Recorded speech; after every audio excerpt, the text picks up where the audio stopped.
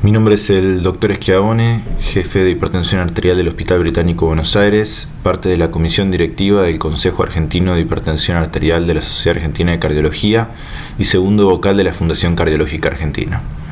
Mi tema dentro de este curso de emergencias y urgencias en cardiología es hipertensión arterial en el embarazo. Para comenzar, la enfermedad hipertensiva presenta una incidencia del 5 a 10% en el embarazo. La mortalidad materna por preeclampsia es del 15 al 20%. La enfermedad hipertensiva severa es causa de nacimiento pretérmino y de bajo peso al nacer. No solo es una complicación a corto plazo, sino que aumenta el riesgo a largo plazo, la preeclampsia y las enfermedades hipertensivas del embarazo. En cuanto a las maternas, en el embarazo en sí, la mortalidad total, el ACV, la insuficiencia renal y hepática y las coagulopatías. A largo plazo, las pacientes pueden tener hipertensión sostenida, ACV y enfermedad coronaria, o sea, tienen más riesgo de enfermedad cardiovascular a futuro. En cuanto a las complicaciones fetales, perinatales, nacimiento pretérmino, bajo peso al nacer, como comentábamos previamente, hipoxia, muerte perinatal y a largo plazo, mortalidad cardiovascular asociada con bajo peso al nacer. También hay estudios sobre la posibilidad de que estos hijos que nacen de enfermedades hipertensivas del embarazo tengan mayor riesgo cardiovascular general, mayor incidencia de hipertensión arterial y mayor incidencia de ACV. Y en las mujeres, mayor incidencia también de embarazos con enfermedad hipertensiva a futuro. Todos estos son trabajos de investigación ongoing, con idas y vueltas al respecto, con lo cual se necesita más tiempo para poder aseverar esto. Bien, hemos hablado un poco de la incidencia y prevalencia de hipertensión arterial en el embarazo y ahora lo que vamos a hacer es definirla. Y para definirla se requiere la toma de presión arterial. Se define hipertensión arterial en embarazo a valores mayores o iguales a 140 y o 90 milímetros de mercurio de presión arterial tomado correctamente según protocolo, con al menos 3 mediciones separadas con 2 minutos de diferencia entre ambas tomas. Utilizando tensiómetros validados y calibrados. Recuerden que el tensiómetro validado nosotros podemos ver si nuestro tensiómetro se encuentra validado entrando en diferentes páginas de internet de sociedades científicas como la BDHS, la W Educational o bien la Sociedad Italiana de Hipertensión Arterial y ver si nuestro tensiómetro se encuentra validado y específicamente en embarazadas, por ejemplo en este caso. Recuerden también que se debe realizar la medición en 2 consultas consecutivas con un lapso no mayor a 7 días y también se puede realizar las mediciones fuera del consultorio mediante técnicas como el mapa o el monitoreo domiciliario de la presión arterial, sobre todo en aquellas pacientes que se sospecha o bien de hipertensión arterial de guardapolvo blanco, que recuerden que se define como valores de presión arterial en consultorio mayores a 140 y o 90 y mediciones fuera del consultorio menores a 135-85, o bien monitoreo domiciliario de la presión arterial, que es como un mapa, pero el paciente se lleva el tensiómetro durante 7 días con una técnica protocolizada y también allí los valores de diagnóstico son los mismos, mayores a 140-90 milímetros de mercurio de presión arterial en el consultorio y menores a 135-85 fuera de él. Y por otro lado, la hipertensión arterial oculta, que también ocurre en embarazadas, que es valores de presión arterial en consultorio menores a 140-90, pero mediciones fuera del consultorio mayores a esto, a 135-85 mediante mapa o monitoreo de la presión arterial.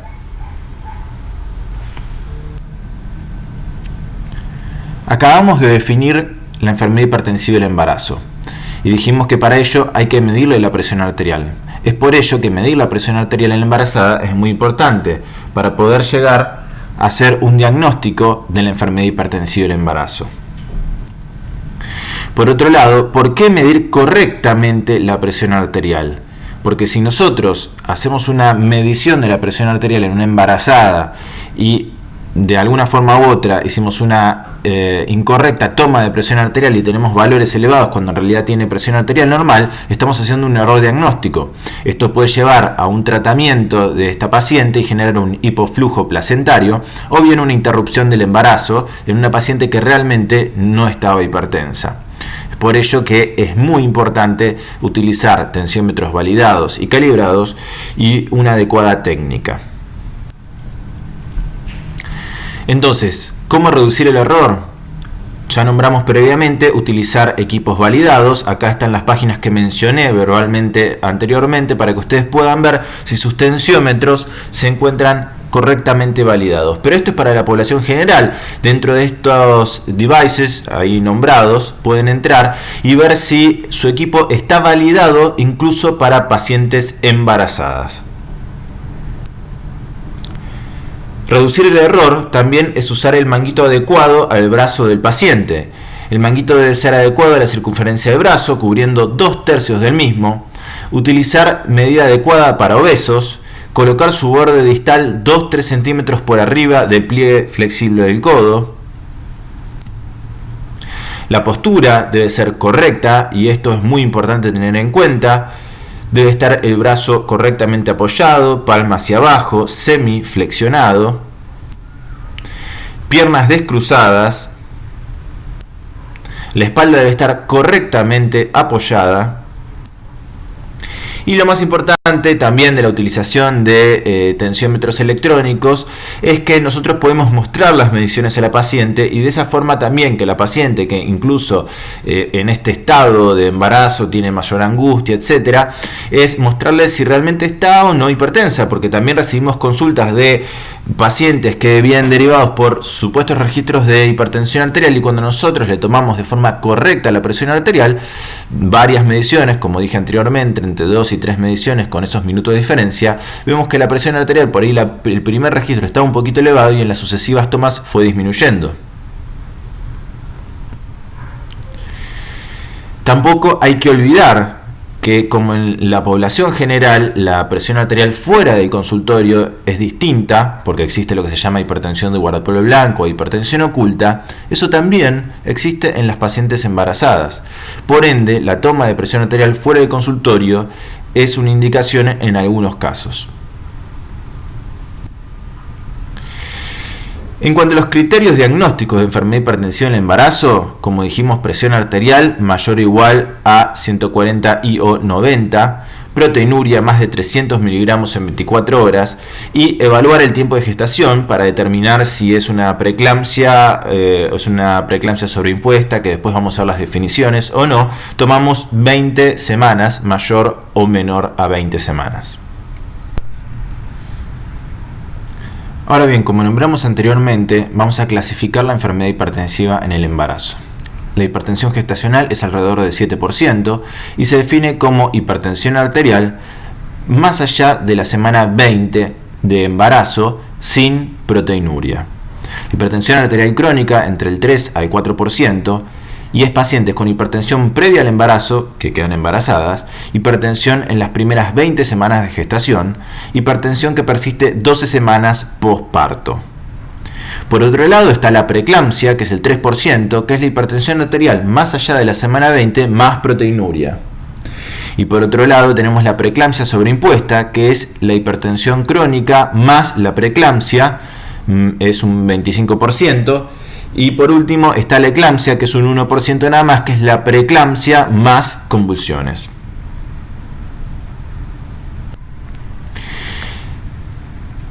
La prevalencia de hipertensión arterial crónica. Obviamente, en los próximos años la prevalencia de hipertensión arterial crónica aumenta porque la edad de las gestantes es mayor, la utilización de fertilización asistida, las pacientes que aumentan o aumentó la incidencia de diabetes o el mayor índice de masa corporal, todo esto ayuda a que obviamente las pacientes antes de que eran embarazadas ya sean hipertensas. Depende del rango etario, entre 18 y 29 años obviamente es mucho menor, 0,6 al 2%, y a partir de los 30 hasta los 39 años de edad, del 4,6 al 22%. Es por ello que en la medida que pasan los años, el riesgo de tanto de preeclampsia como obviamente de hipertensión arterial crónica aumenta.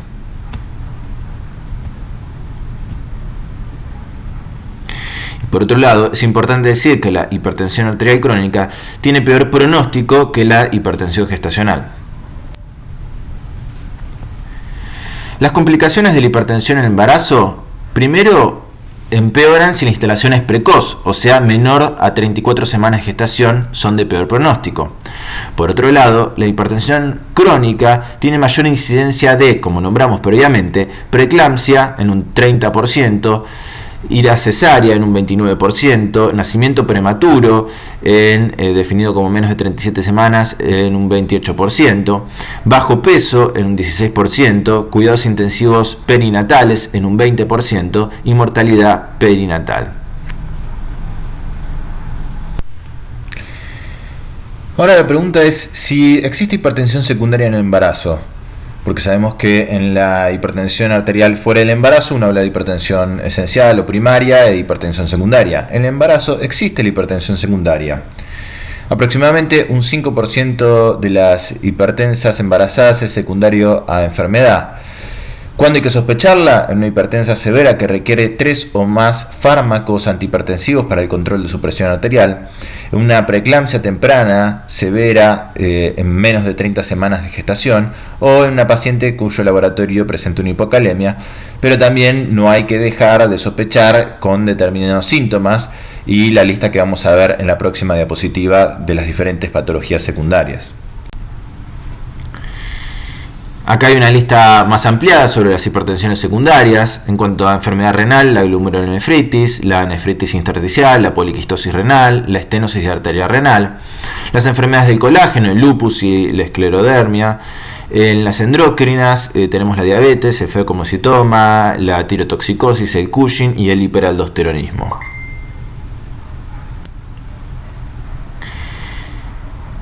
Estuvimos hablando bastante del diagnóstico y de la clasificación y cómo tomar la presión arterial, pero no deja de ser importante la fisiopatogenia de la preeclampsia. Al respecto hay muchos trabajos y la verdad es que hay muchas posturas y todavía hay muchas preguntas. Pero sabemos que hay factores genéticos, ambientales e inmunológicos que determinan una placentación anómala y esto determina una isquemia placentaria con un posterior aumento de los factores placentarios vasoconstrictores y una disminución de los factores placentarios vasodilatadores. Esto puede determinar un espasmo difuso por disfunción endotelial y desencadena una preeclampsia, que a nivel de los vasos puede dar hipertensión y edema, a nivel renal puede dar proteinuria y aumento de uricemia, o sea, hiperuricemia, a nivel sanguíneo, trombocitopenia y hemólisis, a nivel del hígado, necrosis y ruptura, y a nivel del sistema nervioso central, convulsiones y hemorragia. ¿Cuáles son los cambios hemodinámicos y renales en una paciente embarazada normal? En realidad vamos a comparar un embarazo normal con un embarazo con hipertensión arterial. Por un lado, en el embarazo normal hay un aumento del óxido nítrico. En cuanto al embarazo con hipertensión arterial, un aumento de endotelina, un aumento de tromboxanos y una disminución de óxido nítrico. El volumen plasmático en el embarazo normal aumenta en un 40% y en cambio en la embarazada con hipertensión arterial disminuye. La resistencia periférica y la presión arterial disminuyen en el embarazo normal y aumenta en el embarazo con hipertensión arterial.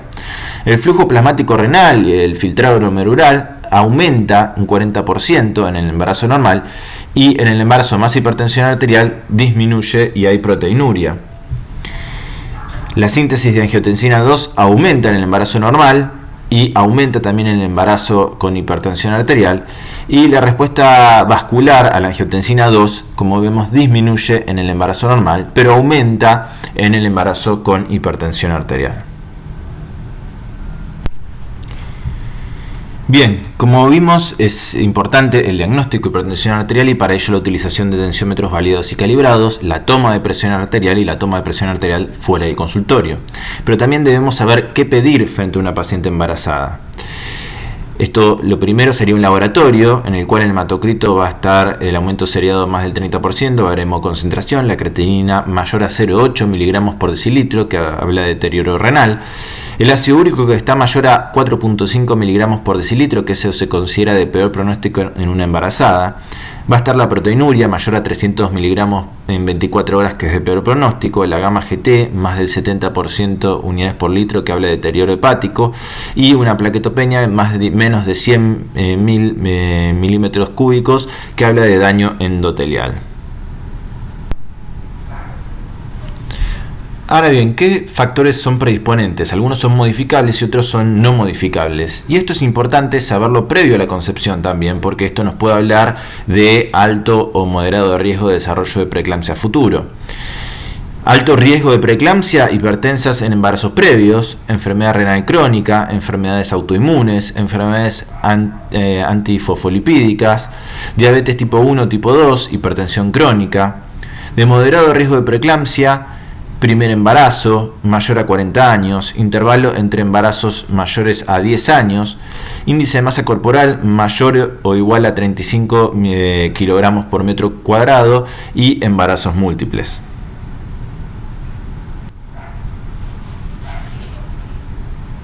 Hablamos de factores modificables y no modificables. Ahora la pregunta es ¿cómo podemos prevenir la preeclampsia? En esto hay bastantes también trabajos científicos de ida y vuelta, pero lo que sí tenemos seguro hasta el momento es que sí, para prevenir, aspirina a bajas dosis a partir de la 12 semana de gestación, calcio en población con baja ingesta del mismo, control adecuado de la presión arterial para sobre todo también determinar si la hipertensa era una hipertensa previa y está haciendo una preeclampsia sobreimpuesta o si es una preeclámptica.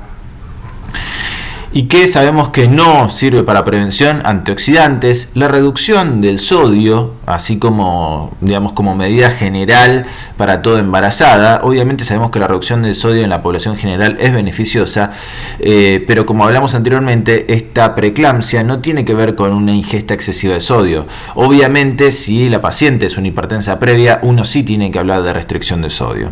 La progesterona y el óxido nítrico. Ahora bien, la pregunta es, ¿cuándo iniciamos el tratamiento y qué objetivos tenemos que tener? Tratamiento vamos a hablar posteriormente sobre qué drogas, pero lo importante es, si bien dijimos cuando hacemos diagnóstico mayor a 140 y o 90 milímetros de mercurio, no es lo mismo el inicio del tratamiento. El inicio del tratamiento farmacológico en estas pacientes con hipertensión arterial en el embarazo es con 2 o más registros en consultorio con presión arterial sistólica mayor o igual a 150 y o 100 milímetros de mercurio de diastólica.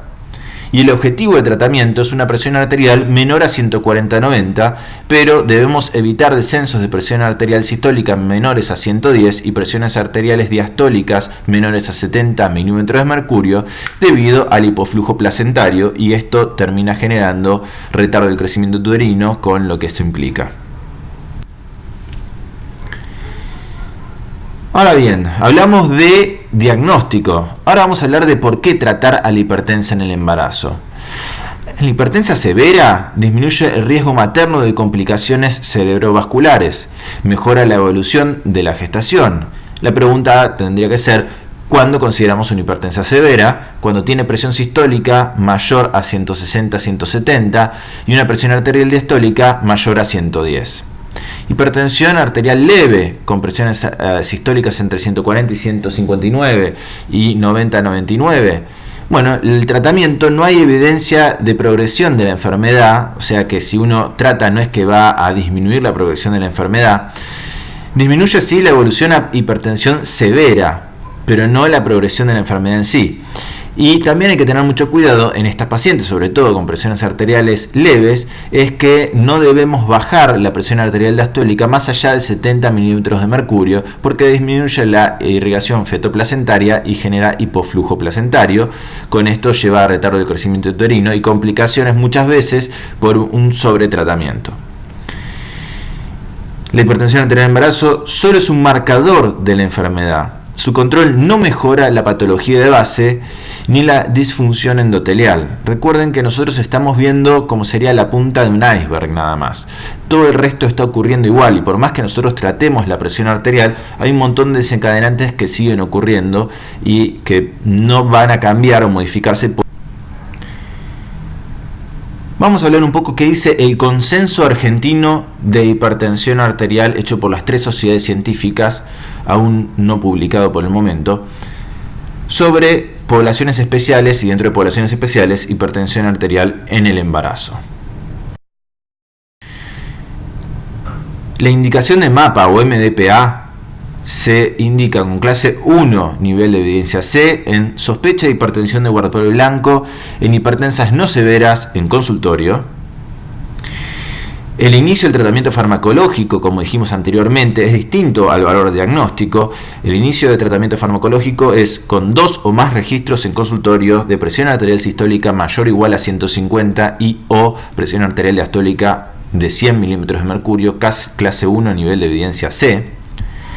Y el objetivo de tratamiento tiene que ser un objetivo menor a 140-90 milímetros de mercurio, pero recuerden evitar valores menores a 110 y diastólicas de 70, clase 1 nivel de evidencia C, nuevamente nombrado por el hipoflujo placentario.